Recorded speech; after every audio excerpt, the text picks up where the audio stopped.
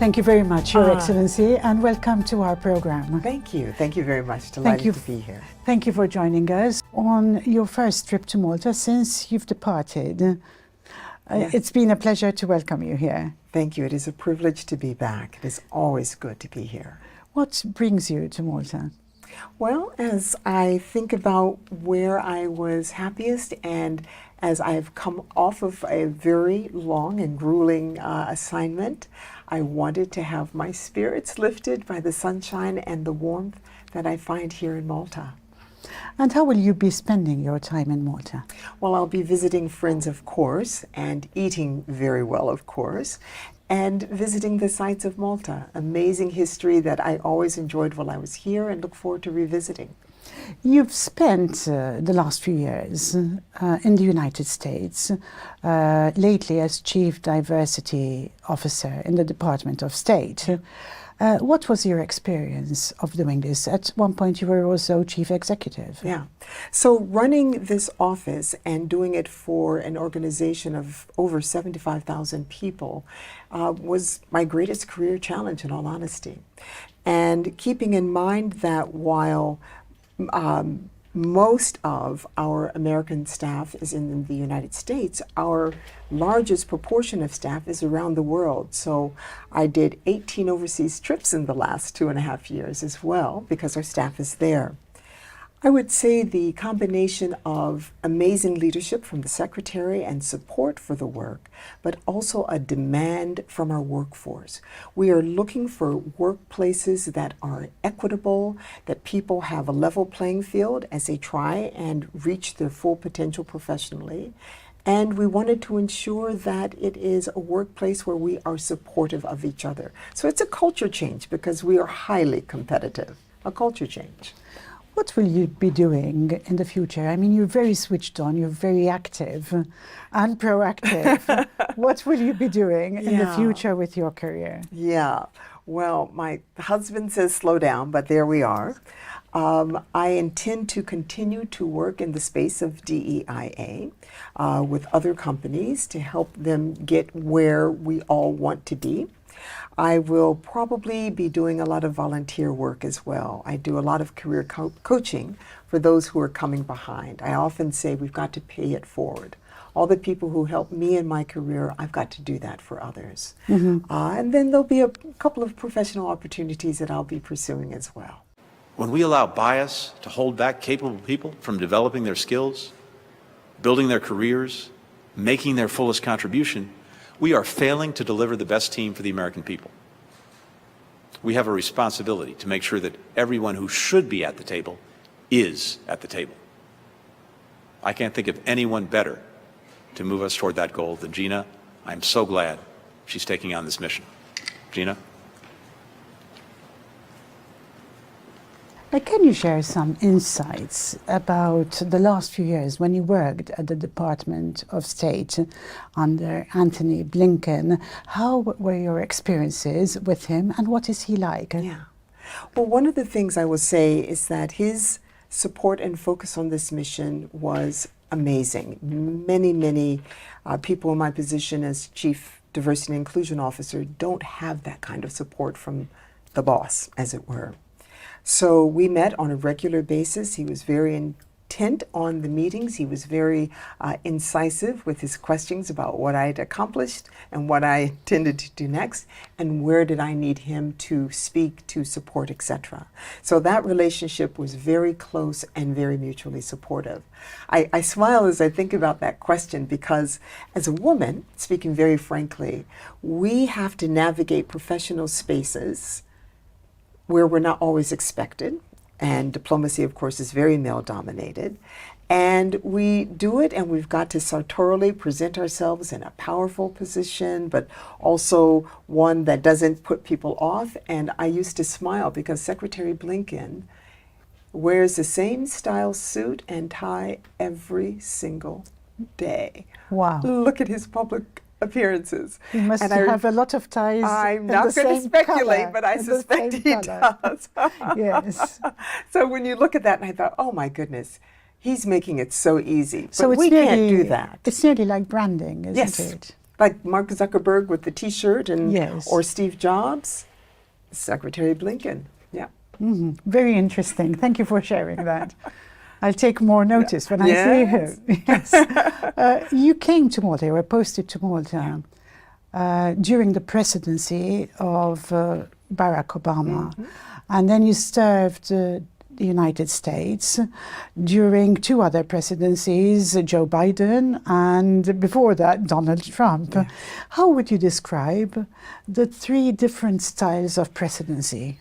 You know, I think each of us will take something different from those 3 men. Different things that we like about them, that we notice about them. What I would say is that all 3, like any good politician, are very charismatic. You cannot be successful at the most important job in the country without that.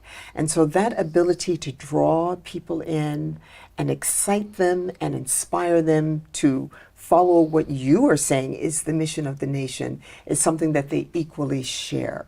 Obviously, the entire world has been able to observe the temperament of each of them, which has been very different, yes. You've held some very high-profile diplomatic postings throughout your career.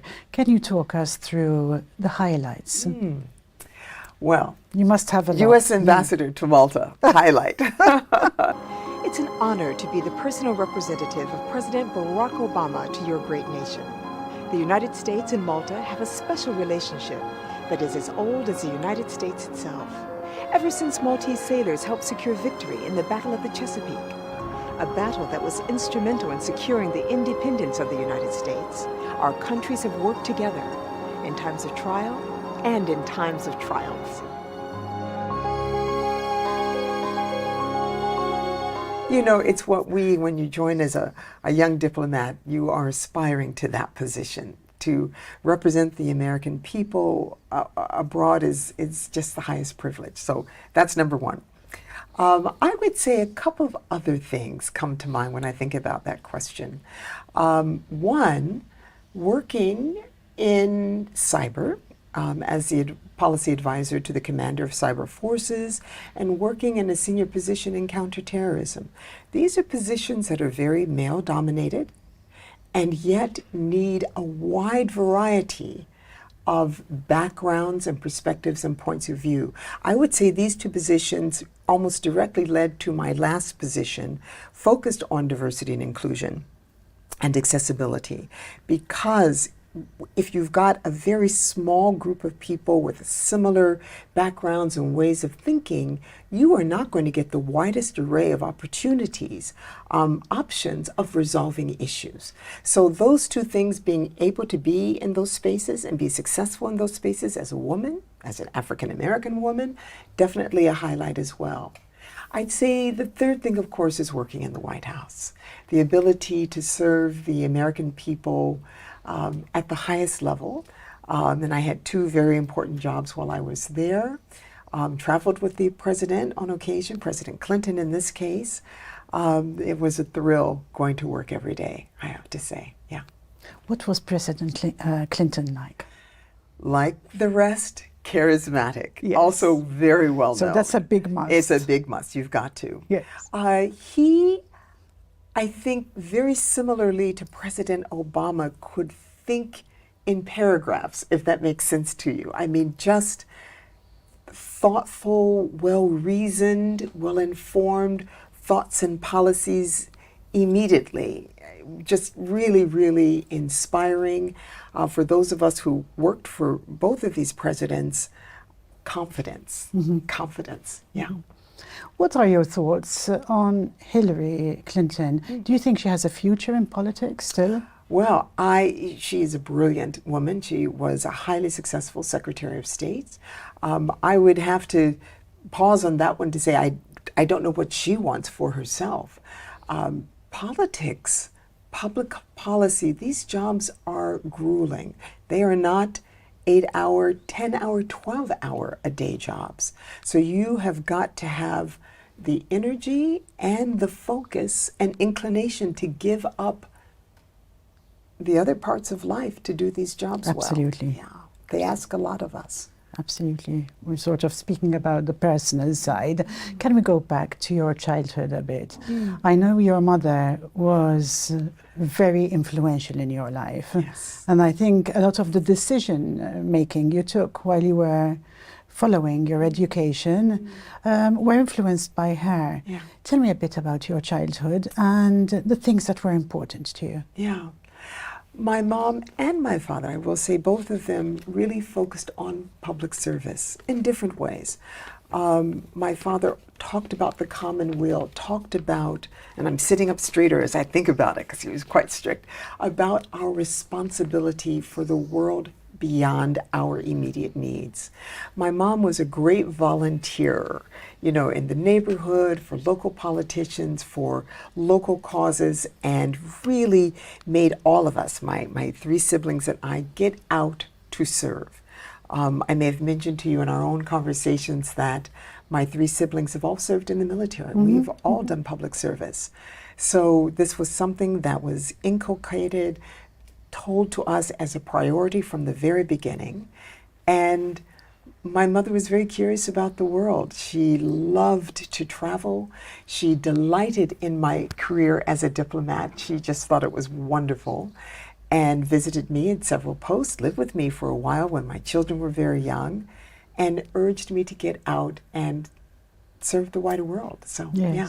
She sounds like a wonderful woman. She had a great sense of humor, and a great deal of love for her children. Yeah.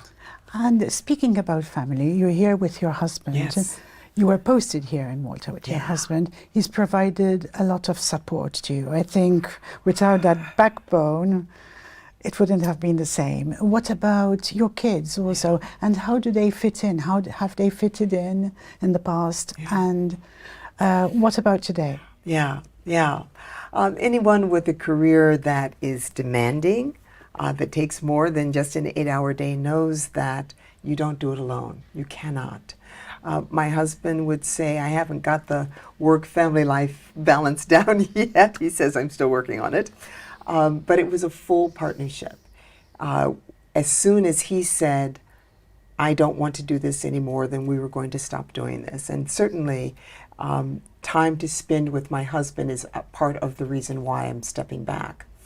The children, when they were young, you know, you tuck them under your arm and you carry them with you. And their world is around mom and dad, so it didn't matter where we were. Certainly as they got older, more questioning, do we have to go there? Do I have to go there? Becomes part of the conversation, something to be negotiated within the family.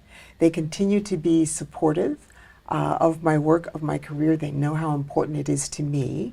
And in turn, I try and be supportive of them. So now we've got 4 adults that are negotiating time together, what any family does as your children get older. So far, so good.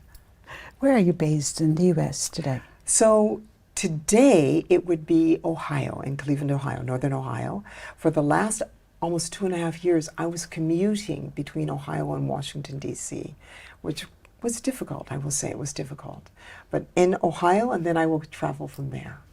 In today's busy life, what sort of advice would you give somebody who wants to find that balance between work, a very demanding job, and family life? You can do both, it seems. You know, you can do both, but the balance is never going to be 50-50 on a steady basis.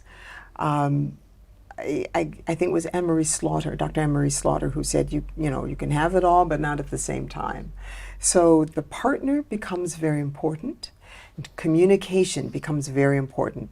I think you may have seen Michelle Obama's interviews where she said there was a period when she hated her husband. She was carrying 95% of the weight.